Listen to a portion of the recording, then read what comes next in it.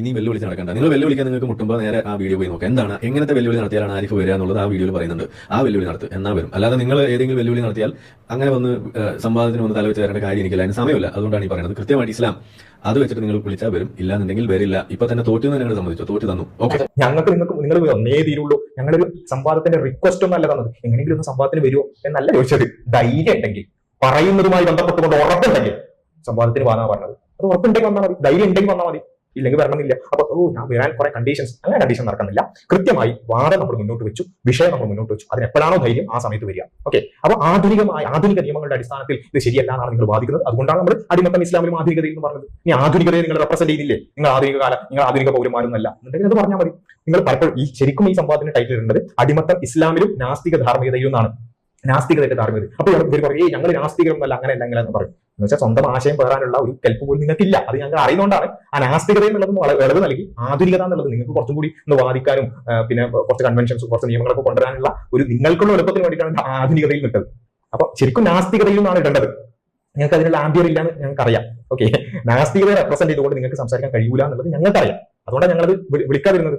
അതിന് തയ്യാറുണ്ടെന്നുണ്ടെങ്കിൽ വലിയ അത്ഭുതമായിരിക്കും. ഇസ്ലാമിലും നാസ്തികതയിലും അല്ലെങ്കിൽ ഇസ്ലാമിലും നാസ്തിക ധാർമ്മികതയിലും ആണെങ്കിൽ അത് ഭയങ്കര സംഭവമായിരിക്കും. പിന്നെ അത് വേറെ പറയേണ്ടതുണ്ടാവില്ല. അപ്പൊ എന്തായാലും അതിൽ ആദ്യം എന്തായാലും ഉണ്ടാവില്ല. എനിക്ക് 100% ഉറപ്പാണ്, 100 അല്ല 101% ഉറപ്പാണ്. അടിമത്തം ഇസ്ലാമിലും നാസ്തിക ധാർമ്മികതയിലും എന്ന് പറഞ്ഞിട്ട് ഒരു സംവാദത്തിന് ആരിഫിനും വരില്ല. അപ്പൊ അതുകൊണ്ടാണ് ഞങ്ങൾ കുറച്ച് ഇളവ് നൽകിക്കൊണ്ട് ആധുനികതയിൽ ആക്കിയത്. ഓക്കെ, ഇനി നിങ്ങൾ പറയണേ നിങ്ങൾ ആധുനികരുമല്ല എങ്കിൽ നിങ്ങൾ ആരാണ് പറഞ്ഞാൽ മതി.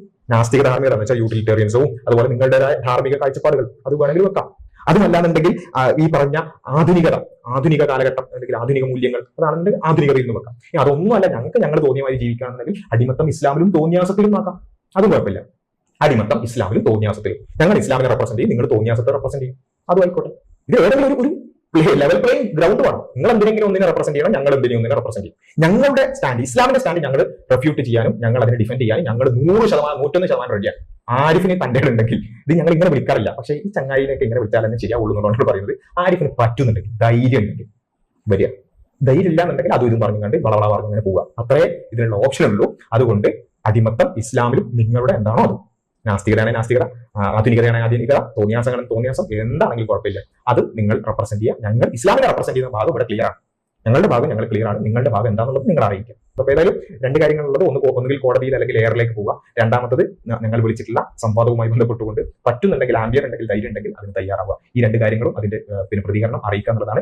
പിന്നെയും കിടന്ന് ഇങ്ങനെ എഴുതാൻ ഞാൻ അങ്ങനെ വരുള്ളൂ ഇങ്ങനെ വരുള്ളൂ എന്ന് കുറെ കണ്ടീഷൻ പറയണമെങ്കിൽ ആ കണ്ടീഷൻ അക്സെപ്റ്റ് ചെയ്യാൻ ഇപ്പൊ തൽക്കാലം നിർത്തിയില്ല. നിങ്ങൾ നേരെ വിഷയത്തിൽ തയ്യാറുണ്ടെങ്കിൽ ഫോർമാറ്റ് അടക്കം നമ്മൾ പറഞ്ഞിട്ടുണ്ട്, അതിലേക്ക് വരിക. അതല്ല ഇസ്ലാമിൽ അടിമത്തം അതിനെക്കുറിച്ച് സംശയ നിവാരണമാണെന്നുണ്ടെങ്കിൽ, എനിക്ക് കുറെ സംശയങ്ങളുണ്ട്, ഇസ്ലാമിനെ കുറിച്ച് സംശയങ്ങളുണ്ട്, സംവാദം അല്ലെങ്കിൽ സംശയ നിവാരണമാണെങ്കിൽ ആരിഫിന് 10 ചോദ്യങ്ങൾ ചോദിക്കാനുള്ള അവസരങ്ങളൊക്കെ നമ്മൾ തരാം. ഗൂഗിൾ ഫോമോ അല്ലെങ്കിൽ നേരിട്ട് ലൈവിൽ വന്നിട്ട് നമ്മൾ നിരന്തരമായി ലൈവ് ഒക്കെ വെക്കാറുണ്ട്. അതിലൊന്നും സംശയമൊക്കെ ചോദിക്കാം. രണ്ട് വാദങ്ങൾ ഉണ്ടെങ്കിൽ, വാദപ്രതിവാദമാണെന്നുണ്ടെങ്കിൽ ഇസ്ലാമിന് ബദലായി നിങ്ങൾ എവിടെ നിൽക്കുന്നു എന്നുള്ള സ്റ്റാൻഡ് കൃത്യമാക്കുക. അതിനുശേഷം നമുക്ക് സംവാദവുമാവാം. അതിന് കഴിയുന്നുണ്ടെങ്കിൽ വരിക എന്നുള്ളത് മാത്രമാണ് പറയുന്നത്. ഇൻഷാ അല്ലാഹ്.